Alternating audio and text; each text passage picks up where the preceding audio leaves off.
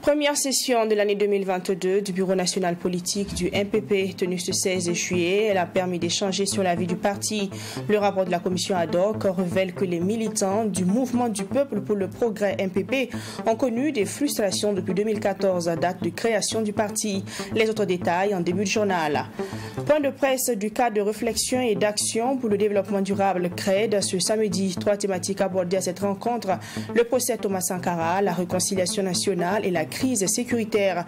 Occasion pour le CRED d'inviter les autorités de la transition à lever les tabous pour trouver des solutions à la crise sécuritaire. Bonsoir, merci d'honorer ce 20h. Session ordinaire ce 16 juillet du Bureau politique national du mouvement du peuple pour le progrès. Objectif, passer en revue la vie du parti, mais aussi présenter le rapport de la commission ad hoc mise en place pour évaluer le parti. Et les résultats sont sans appel. Depuis la création du parti en 2014, beaucoup de militants ont connu des frustrations à tous les niveaux. Occasion donc pour Alassane Balassa Kandé de présenter des excuses à tous les militants du parti. Michael Toukri. C'est un bureau politique national du mouvement du peuple pour le progrès MPP au grand complet réuni en session ordinaire pour discuter de la vie du parti. Un parti qui depuis 2014, date de sa création, des militants ont connu des frustrations, explique le président du parti. Ce sont là les conclusions de la commission ad hoc. Alassane Balassa Kandé, au regard des frustrations subies par les uns et les autres, a présenté ses excuses à l'ensemble des militants de son parti. L'humilité, il faut beaucoup la cultiver. Et donc ce n'est pas parce que je suis le président du parti, et j'ai été président du parti aussi par le fait de mes camarades. Et donc je ne peux pas assumer ce que mes prédécesseurs ont fait de bien et rejeter les petites erreurs qu'ils ont pu faire. Et donc moi, je prends ça en compte et je dis également, à mon propre compte, j'ai présenté des excuses à l'ensemble de tous les militants. C'est ça aussi la responsabilité. Le MPP a perdu le pouvoir le 24 janvier dernier. Et des voix s'élèvent de plus en plus pour réclamer la démission du président du mouvement du peuple pour le progrès. Et Alassane Balassa Kandé n'est pas passé par 4 chemins pour répondre à ses détracteurs. Pour des tracts comme ça, je suis plus pour que nous puissions nous asseoir et puis échanger. Mais lorsqu'on envoie des débats sur la toile, comme si on a épuisé les débats en interne, ça me pose problème. Je me pose sur le militantisme des uns et des autres. Je suis responsable du parti, je suis le président du parti. Et donc je ne descends pas dans la boue pour discuter de ces choses. C'est là le bureau politique national, le bureau exécutif national. Ça permet de discuter des problèmes du parti. Ce qui est sûr, au niveau de nos bases, nos militants sont sereins. Les militants sont toujours là. Même un seul militant qui démissionne du parti, le MPP, ça me chagrine. Mais pendant que d'autres démissionnent, il y a d'autres qui adhèrent. Et c'est ça, la politique. Depuis la chute du pouvoir de Roch Marc Christian Kaboré, Alassane Balassa Kandé d'expliquer que son parti, le mouvement du peuple pour le progrès, se porte très bien. Cette session ordinaire du bureau politique national est une instance pour définir les actions urgentes du parti, mais aussi aborder la question de la situation nationale marquée par le défi sécuritaire. Conférence de presse co-animée ce 15 juin dans la matinée par la coalition des patriotes africains COPABF et le mouvement citoyen Les Révoltés. Objectif pour ces derniers, donner leur point de vue sur la situation nationale. Les membres de la COPABF font des propositions pour une lutte efficace contre le terrorisme et appellent le président du Faso, Paul-Henri Sandaogo Damiba, et tout son gouvernement à mettre leur intelligence collective pour une sortie de crise. Bientôt 6 mois que le mouvement patriotique pour la sauvegarde et la restauration MPSR est au pouvoir suite à un coup d'État. 6 mois que les populations continuent de subir les attaques terroristes. À cette conférence de presse, la COPABF et le mouvement citoyen Les Révoltés se sont penchés sur cette question sécuritaire délétère et appellent à une intelligence collective pour une sortie de crise. il s'agit d'interpeller le gouvernement, il s'agit d'interpeller le président du Faso, il s'agit de dire nous devons mettre ensemble toutes les intelligences collectives afin de trouver des solutions idoines aux préoccupations de l'heure du peuple burkinabé, qui est la question de la sécurité, de la justice et de l'équité sociale. Si nous ne jouons pas ce rôle-là, je vous assure que demain vous allez venir dire « Ah, quand vous étiez à l'ART, là vous n'avez rien dit ». Nous ne disions pas que nous sommes un parti d'opposition, mais en tant que citoyens qui militent pour la bonne gouvernance, nous disions que nous avons ce devoir, surtout c'est un devoir, d'interpeller l'exécutif si nous pensons qu'on peut mieux faire. C'est parce que ça ne va pas sur beaucoup de plans que nous disons qu'il faut effectivement interpeller. Il faut interpeller pourquoi? Il faut interpeller à plus d'écoute. Nous avons l'impression que même dans le gouvernement, les gens ne s'écoutent pas beaucoup. Nous avons l'impression qu'il y a des propositions qui ont été faites, mais qui n'ont pas été prises en compte en réalité. Donc, c'est effectivement pour nous le lieu d'interpeller encore plus le chef de l'État pour qu'il puisse écouter davantage autour de lui. Pour qu'il puisse écouter et mettre, si possible, en pratique ce qu'on lui propose. Les deux mouvements vont encore plus loin en apportant des propositions. En plus du renforcement de la capacité opérationnelle de notre armée avec la logistique et le matériel militaire, notamment les moyens aériens adéquats, du recrutement massif de jeunes dans les rangs de notre armée, de la mobilisation patriotique qui fait de chaque jeune burkinabé de plus de 18 ans un réserviste. La mise en place effective de la brigade de veille et de défense patriotique afin que chaque commune de notre pays puisse se comporter comme un camp militaire. La promotion du dialogue et de la collaboration entre les différentes unités et acteurs des forces de défense et de sécurité. Parlant de la démarche vers une réconciliation nationale, les conférenciers ont été plus clairs. Aucune réconciliation pérenne ne peut se faire sans la vérité et la justice. Je dis bien aucune. Toutes les nations qui sont arrivées à une réconciliation vraie et sincère qui a duré, qui a permis à ces nations de rebondir, sont passées par la vérité, par la justice. D'abord, nous pouvons dire, faisons table rase. Il y a des gens qui ont perdu des parents. Le peuple burkinabé a été victime des vols. Et quand les gens parlent souvent de justice transitionnelle, nous disons oui, mais il faut de la réparation de l'État. Le mouvement citoyen Les Révoltés et la COPABF ont tout de même réaffirmé leur soutien aux autorités de la transition. Selon eux, il faut la mise en place d'une chaîne de solidarité nationale impliquant chaque citoyen burkinabé, réduire le train de vie de l'État et investir dans la prise en charge des personnes vulnérables et déplacées internes au vu de la situation actuelle du pays. Lutte contre le terrorisme toujours, les enfants ne comptent pas rester en marge de la lutte. À travers un album dénommé Repentis de cœur, les enfants orphelins du terrorisme appellent ceux qui combattent le Burkina Faso à déposer les armes. Cet album entre dans le cadre du projet initié par Green Africa. Je vous propose de découvrir cet album dans l'élément suivant.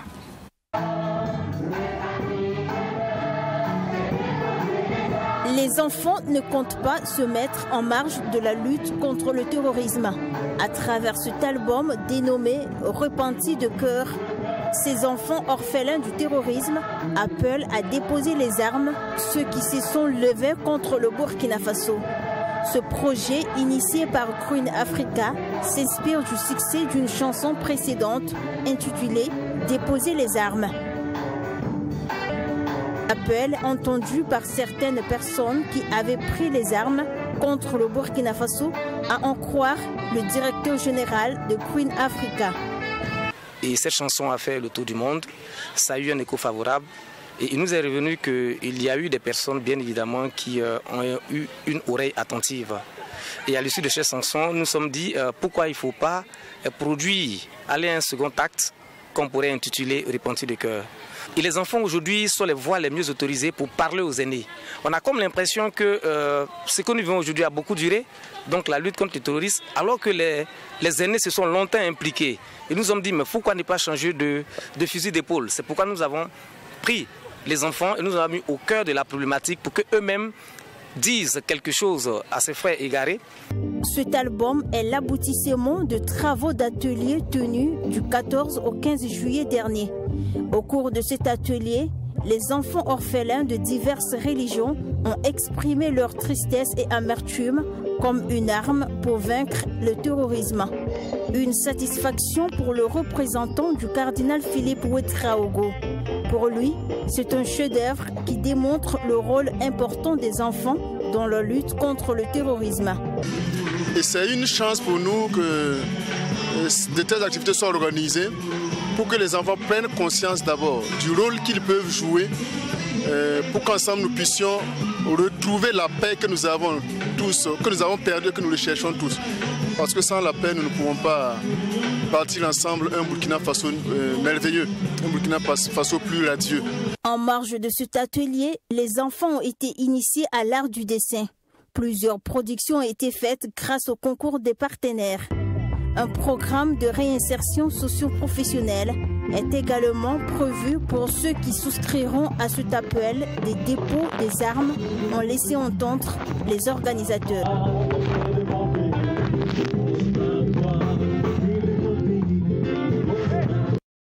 Le comité de l'appel de Manéga, dans la continuité de ses actions d'éducation, d'éveil des consciences et d'interpellation, a invité la presse nationale pour échanger sur les questions de la réconciliation nationale et de la paix. C'était le mercredi 13 juillet dernier, occasion pour le comité de lancer son concept « Je donne ma main pour la réconciliation et la paix » et aussi présenter ses prochaines activités. Assami Touré. Je donne ma main pour la réconciliation et la paix. Voici le nouveau concept créé par le comité de l'appel de Manéga. C'est une initiative qui, selon les organisateurs, constitue une invite à l'endroit de chaque Burkinabé à se pardonner et à aider son prochain. Le principal objectif de ce concept est d'aboutir à la réconciliation et la paix au Burkina Faso.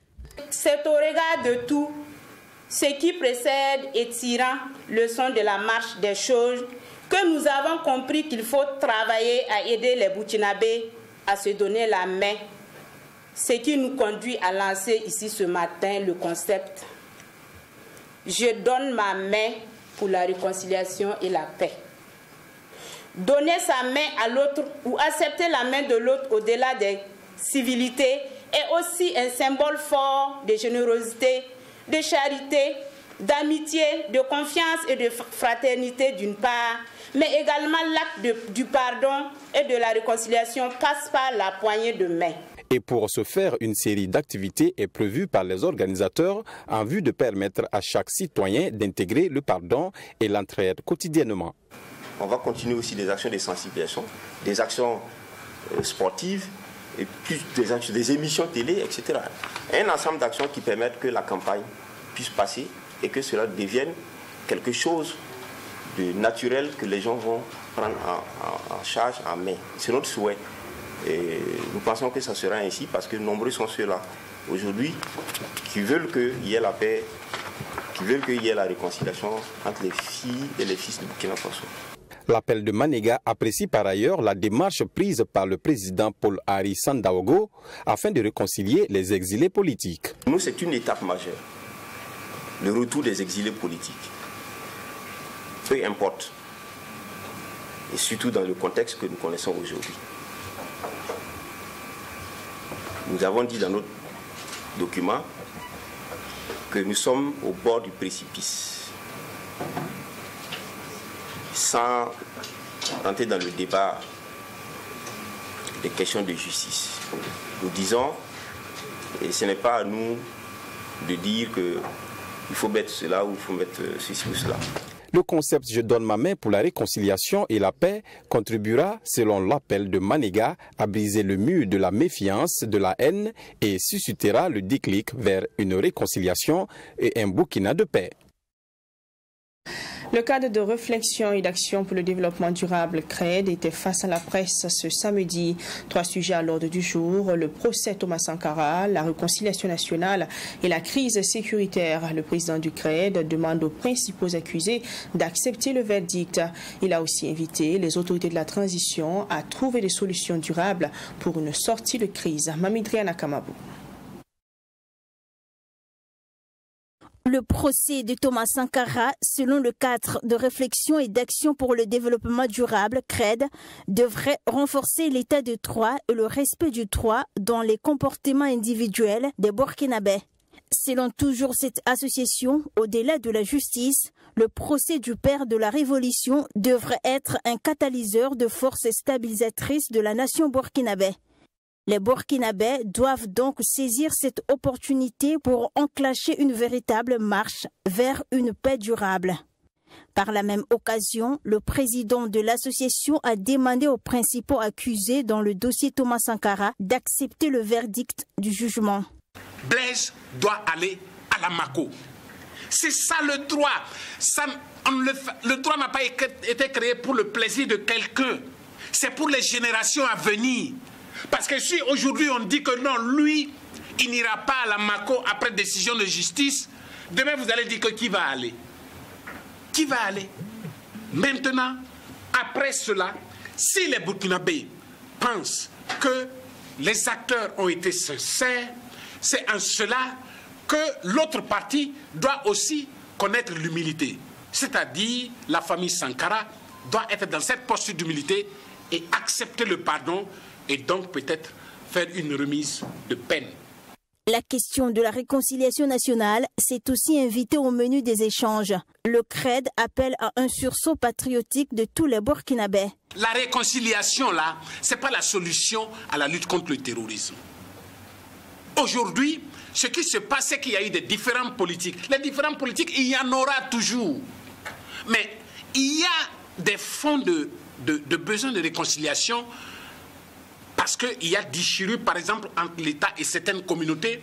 Et ça se résout à la base. Nous savons où nous pouvons résoudre ce problème-là. Ce n'est pas des problèmes politiques. C'est des problèmes de notre administration. Le cadre de réflexion et d'action pour le développement durable invite les autorités de la transition à lever les tabous pour trouver des solutions à la crise sécuritaire. Pour cette association, cette crise doit imposer aux 3 pays, notamment le Niger, le Mali et le Burkina Faso, à oublier les frontières et d'agir comme une seule nation afin d'assurer la survie de leur population. Si nous voulons faire face au terrorisme, il faut que nous regardions à ce qui alimente le terrorisme.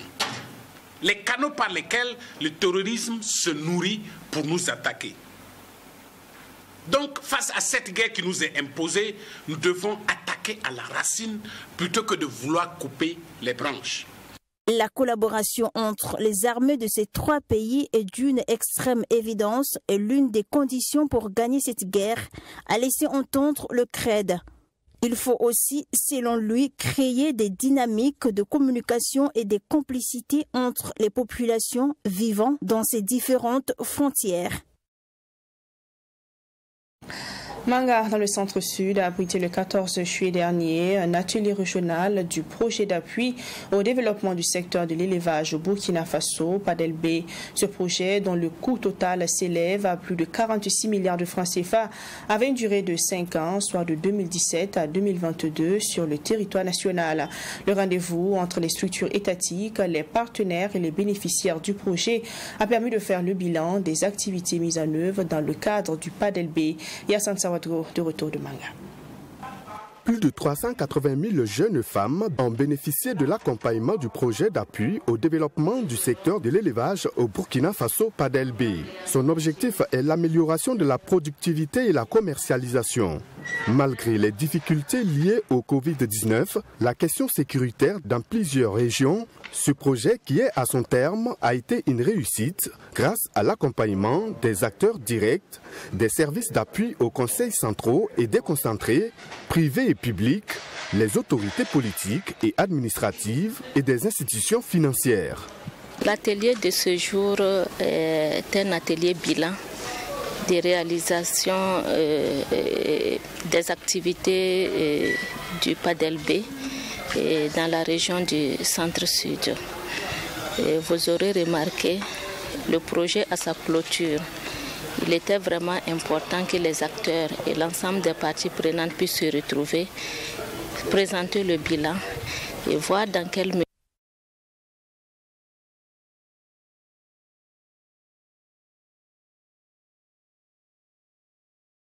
Voilà, toutes nos excuses pour ce téléma. Dans la suite de ce 20h économie, l'euro, la devise européenne, est tombée à son plus bas niveau depuis 2002. Conséquence, la monnaie européenne a touché la parité avec le dollar américain. Toute chose qui n'est pas sans conséquence sur les économies africaines, notamment sur le franc CFA, selon le professeur Mamadou Diarra, président du conseil d'administration du Centre d'études et de recherche sur l'intégration économique en Afrique, CERIA, rencontré par nos reporters. Il s'agit d'un phénomène passager. Jean Blanc-Kwande et Serge Kabouré. Pour la première fois en une vingtaine d'années, l'euro a touché la parité avec le dollar américain. C'est une situation qui s'explique selon le président du conseil d'administration du Centre d'études et de recherche sur l'intégration économique en Afrique, CERIA, par deux groupes de facteurs dont la décision de la Banque fédérale américaine d'augmenter les taux d'intérêt dans l'optique de faire face à l'inflation galopante. Il y a naturellement les facteurs réels qui sont liés donc à l'environnement géopolitique avec la crise en Ukraine, etc., avec toutes les conséquences, notamment les conséquences relatives à l'approvisionnement des pays donc de l'Europe en pétrole venant ou en gaz donc venant donc de la Russie. Il y a également donc et surtout les facteurs monétaires, et pour faire face donc à cette flambée des prix, les banques centrales ont dû prendre des mesures restrictives, des politiques restrictives consistant à augmenter les taux d'intérêt directeurs. Et donc la Banque centrale américaine est en avance et elle a augmenté ses taux en avance et dans une proportion plus que les taux, l'augmentation en Europe. Avec l'arrimage du franc CFA à l'euro, la dépréciation de l'euro face au dollar n'est pas sans conséquence sur les économies africaines, notamment celle du franc CFA. La dépréciation du franc CFA va rangérir donc les prix des produits que nous importons et qui sont facturés en dollars. Vous imaginez, je donne quelques chiffres, le 1er juillet donc 2022, un dollar se négociait à 630 francs CFA. Et aujourd'hui, le 14 juillet, le même dollar se négocie donc à 655 francs CFA. Donc ce qui veut dire tout simplement que si vous achetez donc un médicament qui coûte par exemple 10 dollars, ce qui veut dire que le 1er juillet, ce médicament-là coûtait par exemple 6300. Et aujourd'hui, comme le dollar a augmenté, le même médicament va vous coûter donc 6550.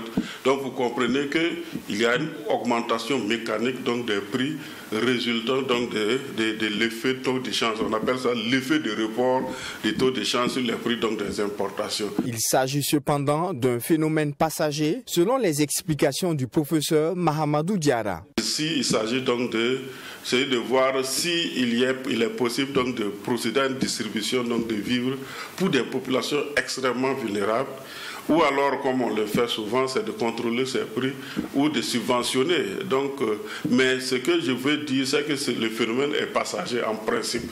Donc, parce que quand la Banque centrale européenne aura remonté donc ses taux directeurs au même niveau que les taux américains, il se pourrait que la dépréciation de l'euro par rapport au dollar cesse et que l'effet inflation dû donc à taux d'échange va effectivement s'estomper. À noter que la hausse des prix au niveau mondial, à l'image de celui du blé combiné à l'appréciation du dollar, contribue à accroître l'inflation. L'élément positif est que l'appréciation du dollar américain devrait attirer davantage d'investisseurs dans la zone CFA, car cette devise vaut désormais 652 francs CFA. On est en pleine saison pluvieuse, une période très adulée par bon nombre de personnes qui peut pourtant s'avérer très dangereuse. En effet, c'est la saison au cours de laquelle on enregistre plus de décès par noyade. Environ 200 personnes en sont victimes chaque année. L'ANAM, l'Agence nationale de météorologie, annonce même de fortes pluies pouvant causer des inondations. La Fédération burkinabé de sauvetage anticipe donc. Elle donne des conseils pratiques pour minimiser, voire éviter les pertes en vie humaine. Alexis Wenkouni Belemnaba. La noyade est la 3e cause de mort accidentelle dans le monde. Au Burkina Faso, plus de 200 personnes sont victimes de noyades chaque année. La période hivernale constitue un grand risque pour la population. En cette saison qui s'installe, la Fédération burkinabé de sauvetage veut minimiser les risques de perte en vies humaines. C'est quand même énorme, je n'ai pas les chiffres exacts, mais je sais qu'on n'a pas moins de minimum 200 noyades. On a plus de 200 noyades par an, surtout pendant les saisons pluvieuses et tout ça. Donc vous pouvez aller tomber, et si vous tombez dessus, s'il y a le courant d'eau qui est trop fort, ça peut vous emporter, ça c'est un. Deuxièmement, si vous tombez dans une eau profonde et que vous ne savez pas, par exemple, nager, vous pouvez vous retrouver dans une situation compliquée, et c'est ça qui provoque même beaucoup plus les noyades. La plupart des cas de noyades sont faits par ignorance, soit par manque de prudence. La solution, la meilleure, c'est d'éviter les déplacements quand il pleut. En fait, d'aller travailler, c'est bien. Quand c'est comme ça, le risque même est très énorme. Ouais, parce que d'abord, c'est ce qu'on appelle, il faut éviter les suraccidents. Voilà, déjà, il y a déjà un malade que vous transportez et vous partez encore pour prendre le risque de traverser des jours là où vous n'êtes pas sûr pouvoir arriver à côté l'extérieur de l'eau. Vous voyez ce que ça peut faire. L'autre fait qui crée les victimes en période d'intempéries reste la foudre. Le président de la Fédération burkinabé de sauvetage déconseille l'utilisation du téléphone ou de s'abriter sous les arbres pour ne pas être une victime. Les téléphones sont équipés avec des zones magnétiques, et c'est les zones magnétiques souvent qui sont attirées par la foudre. C'est comme le courant. Comprenez, non? Quand le courant va vous prendre, vous ne savez pas à quel moment le courant vous prend. Vous ne voyez rien. Donc c'est un truc pareil. La journée mondiale de la prévention des noyades est célébrée le 25 juillet de chaque année. D'ores et déjà, des séances de sensibilisation sur les moyens de prévention et les techniques de sauvetage sont prévues dans les prochains jours, selon le président de la Fédération burkinabé de sauvetage. Et c'est la fin de ce journal. Merci de l'avoir suivi. On se retrouve la semaine prochaine aux éditions de 7h30 et de 13h. Bon week-end à toutes et à tous. Bonsoir.